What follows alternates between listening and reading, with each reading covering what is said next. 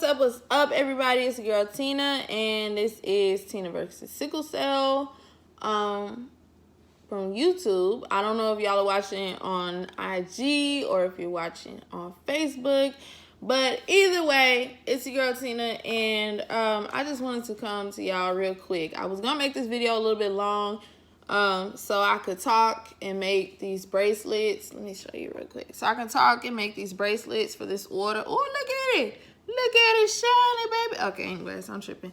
And then there's a necklace, that moonlight necklace that I'm so thankful that you guys like.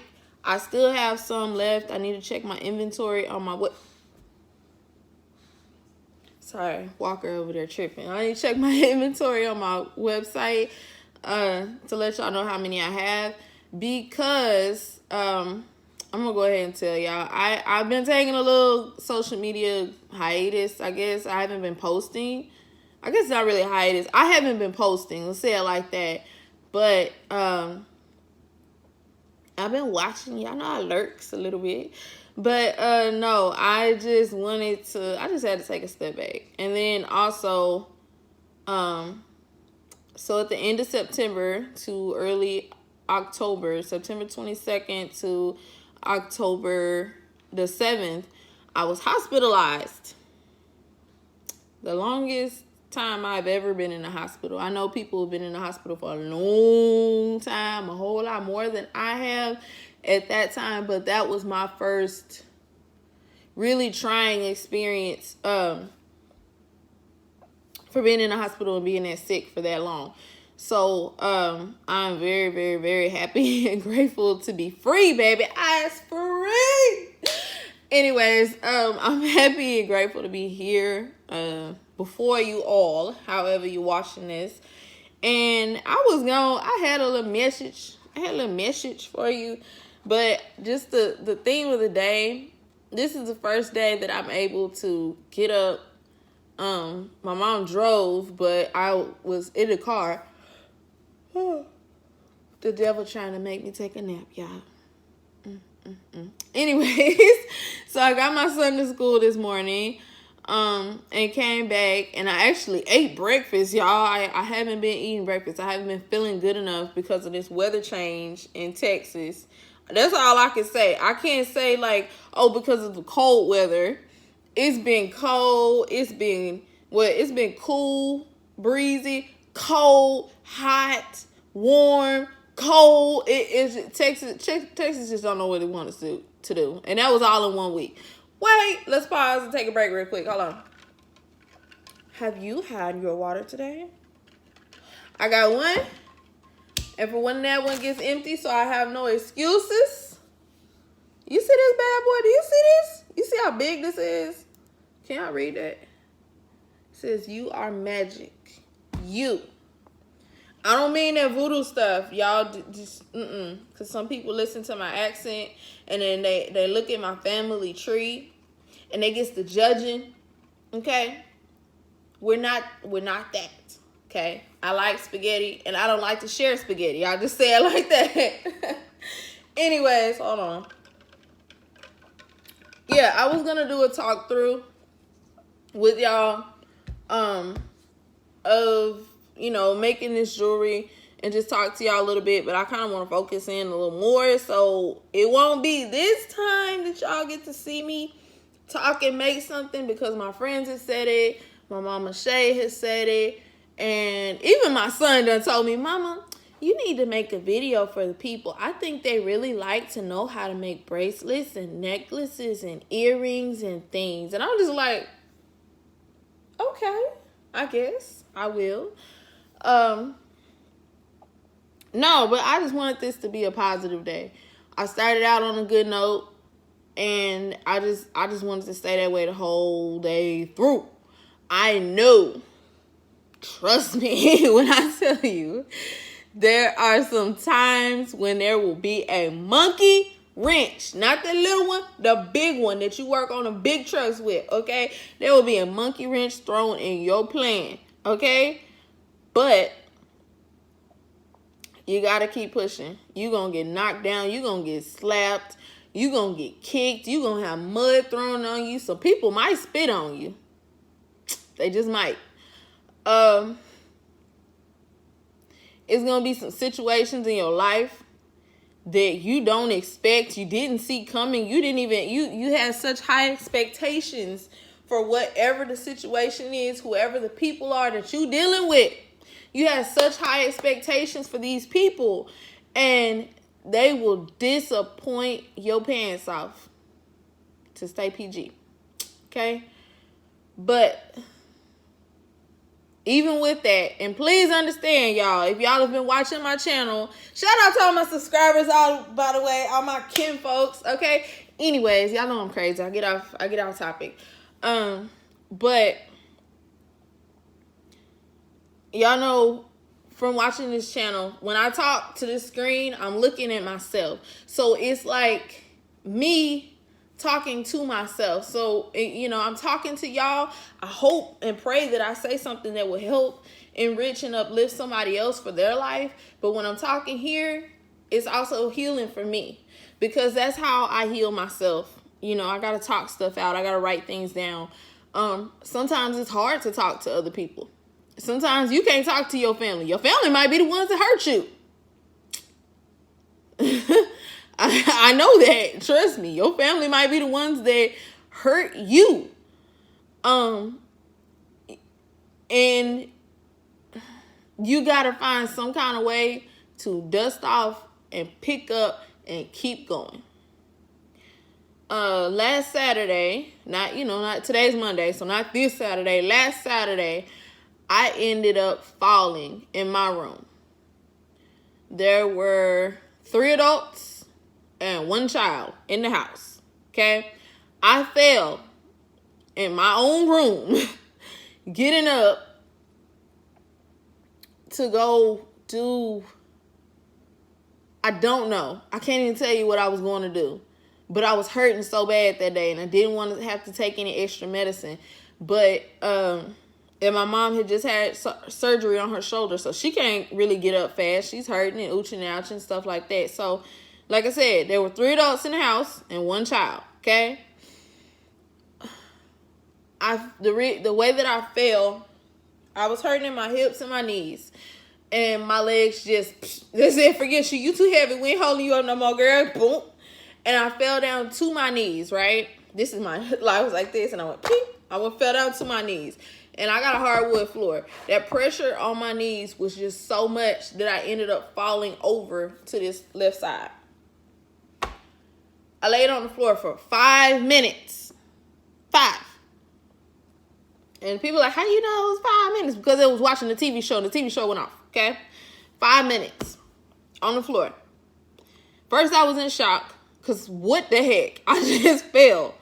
You know, I'm 28. Why did my legs just give out on me? What happened here? 2. Okay, this hurts. Yes, I get that. But is it going to get worse? Did I hurt anything? Did I, whatever. 3rd thought in my mind, how the heck do I get up? Because my legs are still so incredibly weak and painful to stand on. I can't just pop myself back up. I can't do that. 4, let me call out for help. I called out for my sister. And like I said, I'm not throwing nobody under the bus here. She could not hear me where she was. She couldn't hear me. My mama couldn't hear me. My dad couldn't hear me. My son couldn't hear me. And my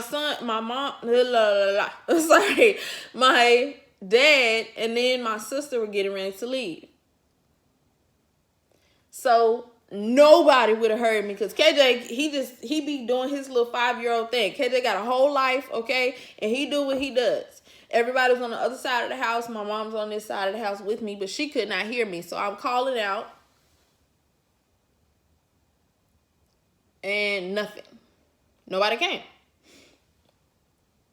So, what's my next thought? I need to get up off this floor. I need to get up. I could have laid there some more. I was hurt. It hurt so bad. Like, my legs were the only thing hurting. And now, imagine the full... I ain't telling y'all my weight. I'm not. But just imagine your weight falling over onto a hardwood floor. But But somehow, you realize you got to get up. Sometime, you got to get up. And after that 5th minute, I couldn't take it no more. I was like, nobody is coming. Nobody is coming to save you. Ain't nobody coming to help you. Can't nobody hear you. So, luckily, if I could say that, following where I was in front of my dresser. And the way my dresser is, it's got these little slats to open. It doesn't have handles. It's got the little dip to just pull it open. So, I got myself kind of upright because I was like this. Like head on the floor, everything. I was like that. I got myself kind of upright. And I just started to climb up this dresser until I could get up. And I was standing like, don't knock old people no more. When you see people stowed over with canes and stuff, don't knock them because it could be you. I'm just saying that. And like, that is no funny stuff at all. It could be you, okay? But anyways, I get to my feet. And y'all know me, okay? I cry when I'm mad. I cry when I'm happy. I cry when I'm, I just cry sometimes. Sometimes you just got to get that refreshing, just salty tears out of yourself. I started tearing up, and I started, not like, like where snot coming out of your face and stuff. But I had to just cry.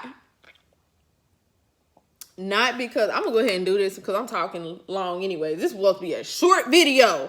Short. About positivity and loving yourself and picking yourself up. But I done gave y'all a whole story, okay? I'm glad that you're here with me. Anyways, so I just started to cry. Because I picked myself up. I picked myself up off the floor. And I kept going. So I picked myself up off the floor. And I get to the bed. And guess what happens? My son comes in the room. Mommy, what? Can you do this? It's always, Mommy, can you do this? Can you find this? Can you whatever? And I said, no, baby, mama just fell. Mama fell hard. I just need to sit for a minute. He always says, oh, poor mommy. Oh, he's trying to give me little hugs. So he goes and he tells my sister. And my sister goes, oh, she did? Okay. And I was just like, really? Okay. Not really the reaction you were hoping to hear, but it is what it is. We move on from that situation. You could get mad about that. You could say whatever you want to, but like I said, if you don't deal with this and you're not used to this life, other people who don't deal with it are not going to react the same way that you think. That's expectations in your head. I'm not saying lower your expectations. I am saying don't create expectations thinking other people will react to things the same way that you do. I don't mean this in a threatening manner. It's just in my hand, okay? Don't create expectations for other people because I know my sister cares about me. I know my sister loves me, but that was just her reaction. And then, he was going to go tell my mom, but she had called me for something and she saw how badly I was hurting. Like I'm inching along to get to her to help her because she can't get up and do stuff for herself. And she's like, no, don't worry about it. Just don't worry about it. I'll get it later. Whatever it was. I don't even remember what it was. That's another thing. After this hospital stay, let me tell y'all, in business, in life, in friendship, and whatever it is, if it's something important, if I need to get back with you for some reason after this hospital stay, my memory is shot. My short-term memory is, I don't want to say it's non-existent. I can't remember some things, but most things, if I don't write it down, I'm going to be like, huh? We talked about what? I was going to do what? Oh, I'm sorry. You know, and I don't feel bad. I do feel bad if it's something important, but I don't necessarily feel bad because I know I can't control that, you know. But what was he talking about? What was he talking about? Positivity, okay? Not creating standards for other people. You know what the standards you can't create? You can decide how you want to be treated. What you are going to tolerate in life. And you know where it starts? It starts early in the morning. Find me. Okay, no, don't do that. Don't do that. But anyways, it starts in the morning. It starts with you. Whether you are a person who does morning affirmations, and that sounds like a big scary word for y'all Christian people.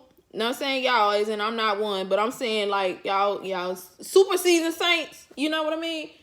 That just means that you doing. Let's say it like this: you do your morning devotionals, okay? You do your morning get rights. Some people have to look in the mirror, like me. I think it was either 21 or 28 affirmations. I think it was 21 because I did it 3 times a day. So 7 things that I would stand in the mirror, and I don't know where the heck that paper is, and I sincerely need it. Anyway, 7 things that I would stand in the mirror and say to myself. And they go along the lines for, let me say for like men and women. They go along the lines of, I'm worthy, I'm beautiful, I'm important, I'm loved. Because a lot of times people don't feel that. Especially those of us with sickle cell. We feel like a burden. We feel unloved. We feel like nobody's going to want us. We feel like nobody's going to want to deal with a sick person the rest of their life in terms of love. And sometimes family. A lot of times family. We see ourselves as someone who's always going to be sick, who's always going to need to be cared for, who's always going to need to be coddled in some kind of way. And we don't want that. You know, sickle cell, people with sickle cell, let me not say sickle cell people, I hate that term. People with sickle cell, warriors, there we go, are some of the strongest people I know. Point blank, period. Y'all are some of the strongest folks I know. We deal with pain that is unimaginable compared to childbirth. Daily. We deal with frustrating situations in terms of doctors and insurance and nurses and medications not working, and you gotta see the primary doctor, the lung doctor, the bone doctor, you gotta see the hematologist, you gotta go to the ER, you gotta deal with nurses, you gotta deal with physical therapy, you gotta go through all these procedures, take all these medications, and guess what? That's not just for a short time in life. Not to knock any disease that is short term, that can be really horrific, but it's short term. That is every dadgum day. And a lot of sickle cell patients, they don't want to talk about it. You know, a lot of us in the Black community, we don't want to talk about having anxiety, having depression. I got both. I get both. I deal with both. My anxiety is through the roof right now. You know what I mean? Not at this moment, but it can be. And that's something that we have to deal with too. That's another series of videos. Y'all, we're going to be talking about your emotions, your mental health, okay? That's important. But if I can wrap this up in any kind of way, talking to the caretakers of people with sickle cell real quick, have compassion, have love, have empathy. Because this is a daily battle. This is a lifelong battle. Okay? Every single day. We got to deal with this. Talking to my warriors. Y'all keep your head up. You got this. Every day above ground is still a good day. I don't care how bad you hurting. I don't care how bad it seems. You're not dead. You keep fighting until your race is done. Okay? That's all I got to say. And y'all know this is your girl Tina. I love you. If nobody has told you that today, if you haven't told yourself, go look in the mirror, go look in your phone. I know you got one. It's probably in your hand. Look in some reflective surface and see yourself and tell yourself that you love you. You got to do that before anybody else, before you can expect anybody else to love you. You got to love yourself first, okay? I mean that in the best way. So I love y'all. Peace.